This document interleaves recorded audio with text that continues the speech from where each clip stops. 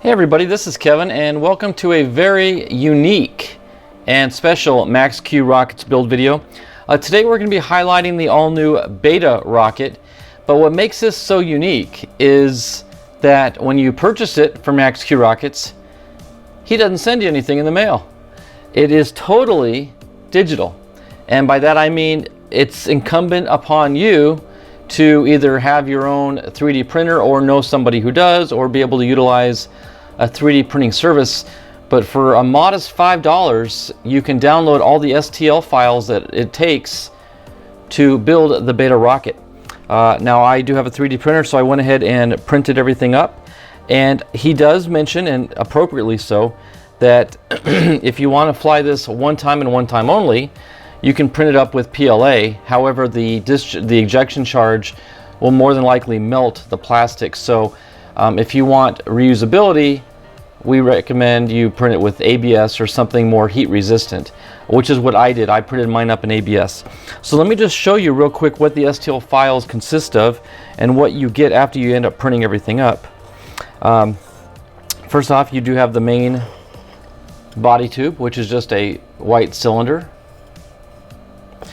You have a chimney, and the purpose of this is actually to help dissipate the heat from even reaching the side of the body, which is an added bonus. You've got an engine mount, which, as you can imagine, is where you mount your engine. You get a retainer ring, which actually screws in and will hold the engine mount in, the engine in position. You have a launch lug, which very cool that he actually integrated the curvature of the body tube, so it'll mate nice and flush to the tube. And then also fins. Now there's something very unique about these fins, and I'll show you what they are when we start to assemble the rocket.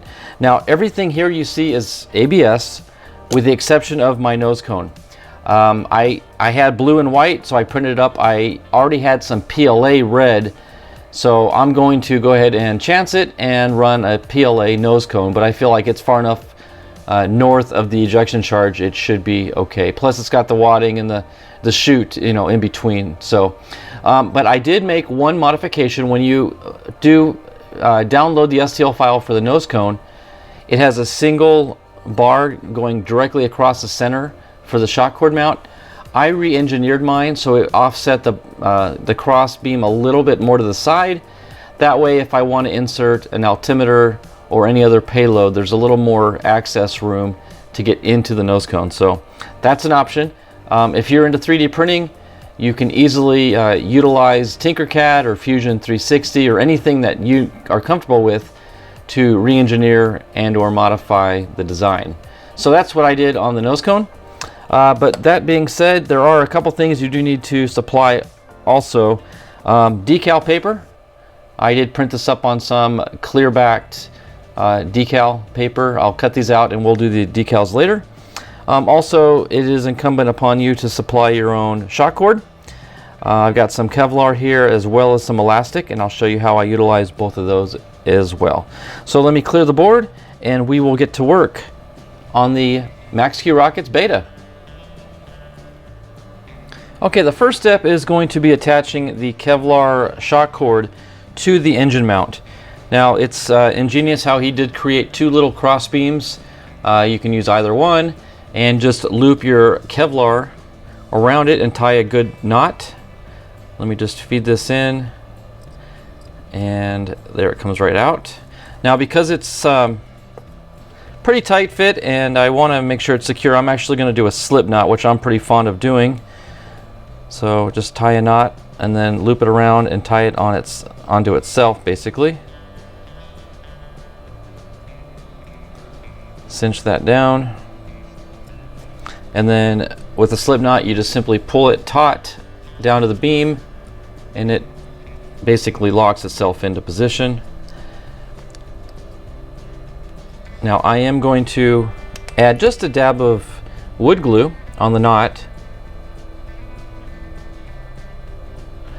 just to help to keep it from ever wanting to unravel. But like I said, if anything, with slip knots, as tension is applied, it only tightens itself down even more.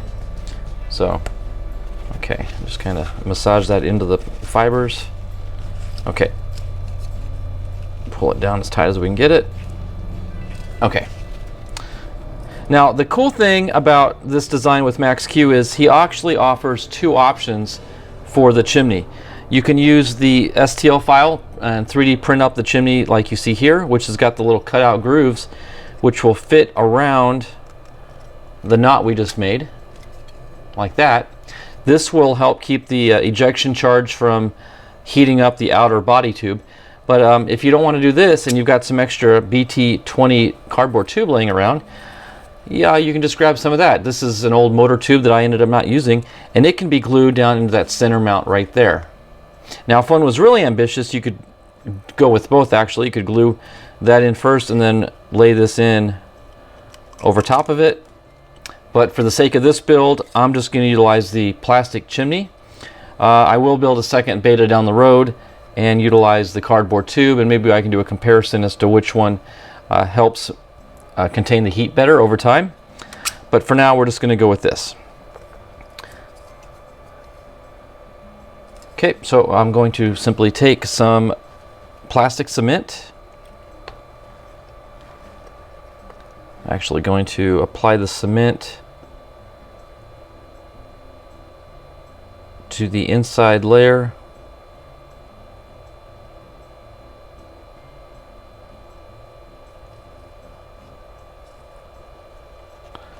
That way the glue will get pushed up in as I insert the chimney.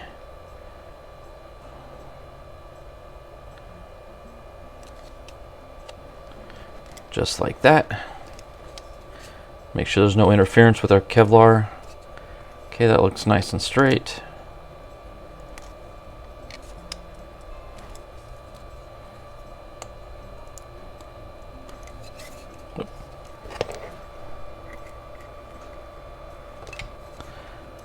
Okay, so we're just going to let that set aside for a moment and just kind of cure up, and then we'll do the rest of the build.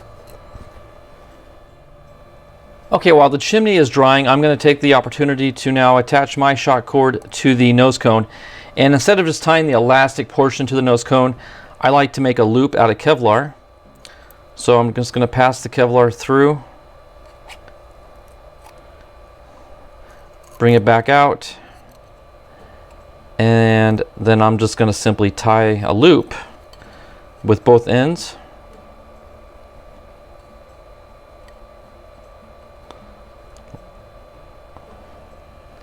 Like so. And I'll take a dab of wood glue, put on the knot, kind of roll that in, massage it into the fibers. And the reason in certain instances like this, I would use wood glue as opposed to CA glue, because super glue can make it brittle and then it's more likely to snap on you. So the wood glue is a little more flexible. So that's definitely what you want in this situation. So now you can tuck the knot back in and pull the loop out, and the knot's on the underside, and you've got a perfect little loop to attach the elastic to.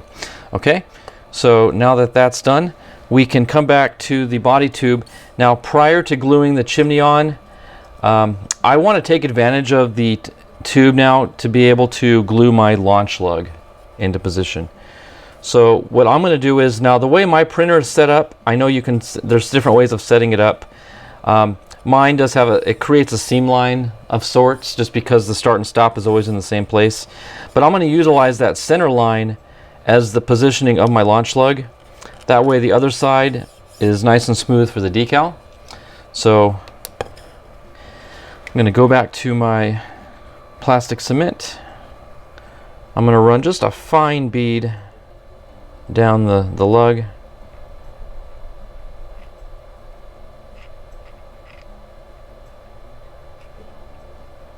Spread it out. No need to use too much, because then it'll just make a mess. I'm going to lay this down on a cardboard, or I'm sorry, a paper towel, just to keep the bench clean. But let me find that seam line I was talking about. Right there. Okay, I'm going to apply my lug, and I'm going to push it down flush to the bench. That way it's at the very bottom of the tube. There. like that. Okay, make sure it's straight in alignment. You can eyeball it from behind, kind of like looking down the rifle scope of a rifle. Make sure everything looks good.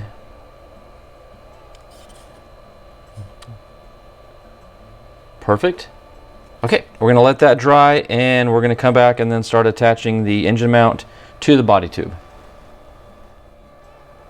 Okay, our next step will be gluing the motor mount up into the body tube. Now, in preparation for that, I did take the shock cord, I ran it up, forward, down through the tube, and out the back, and then I just taped it down. What that does is it keeps the shock cord down and out of the way of the glue that we're going to apply in the tube. That way when I insert this, we won't get any glue on the Kevlar, which is what you want. Because that'll, like I said earlier, it'll only make it more brittle and hard to work with. So now that that is all set, one other thing I'm going to keep in mind is as I glue this in, I want to ensure that the launch lug is positioned directly between two fins. Otherwise you'll get issues with the launch rod and the fins. So that's just something to keep in mind. So let's go ahead and take our plastic cement. I'm going to run a thin bead on the inside of the tube.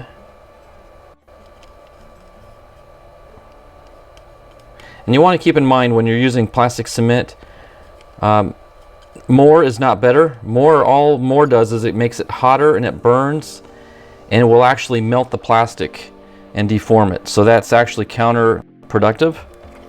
So just enough to bond the two surfaces. Okay, I'm going to insert this.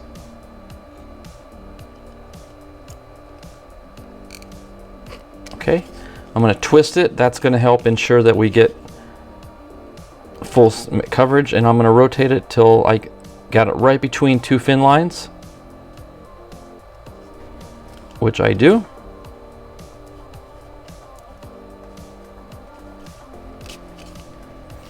You want to make sure it looks straight,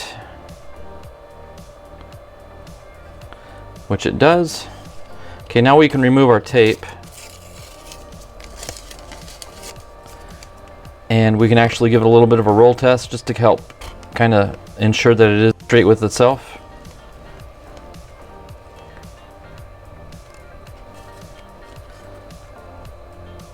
Perfect, and if you can see the notches for the fins, you can see the launch lug lines right up between these two right here. So that is good to go. Okay, so now we can pass this back down through our body tube, which can be a little tricky because you've got to navigate through a lot of little nooks and crannies. There you go. Shake it enough times. There you go. Okay, so let me let that dry up for a few minutes, and then we'll get the fins out and we'll start attaching the fins. Okay, so as you can see off camera, I did go ahead and apply the decals. That just turned out to be a little more tedious than I expected, and that's just my own fault. I wasn't careful, and anyway, it just wasn't good TV, if put it that way. But I did make sure and apply the stripe where the seam line is on the back side, where you see the launch lug, and then the beta is across the front in line with the front fin. That being said, now we can go ahead and finish the assembly of the rocket. I am going to take my nose cone and I'm going to attach the elastic shock cord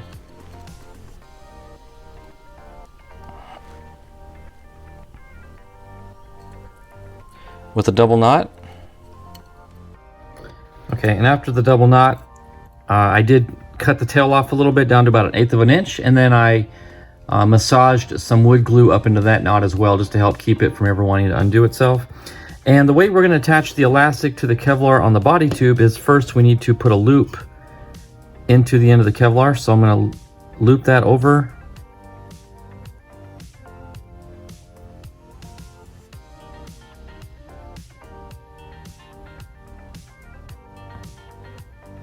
And make a knot there. Perfect. And then we can take our elastic, feed it through the loop, and do a double knot on this one.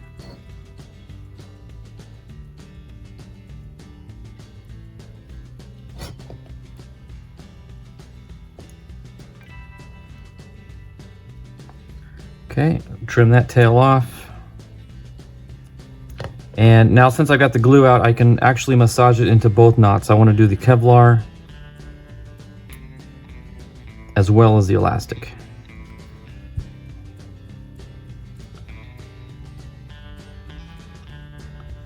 Just like that.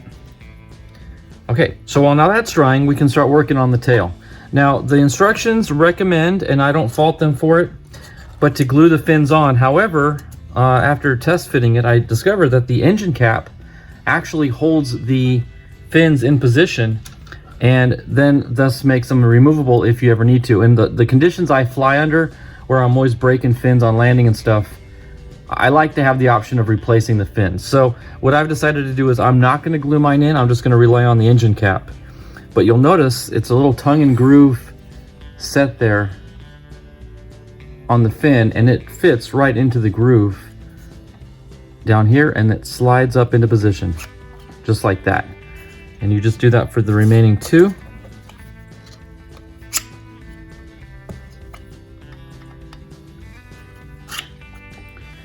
Then you take your engine cap, assuming you've put an engine in to fly, but if you don't have an engine, just put the cap on anyway. But screw the cap on, and that locks your fins in position. So again, I'm going to keep these unglued, and offside I'm going to go ahead and print up an extra set of fins just to keep the field with me in case I want to fly it again and I break or snap a fin in half. I can replace it easy enough. Okay, so now that we've had time to let this dry, let's just go ahead and let's fold it up.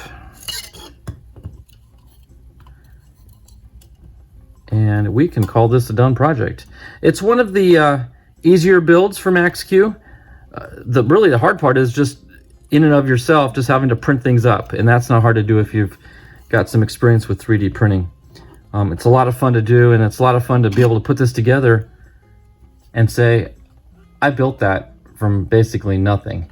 So there you have it. There is the Max-Q Rockets beta. Hope you enjoyed watching me build it. If you have a chance, I will include the link to the printables page where you can download the STL files, again, for a modest fee. It's well worth it. You can print up as many as you like after the fact. But I will put a link in the description below so you can find out where to download your own STL files. With that, everybody, thanks for watching. God bless, and we will see you at the launch pad.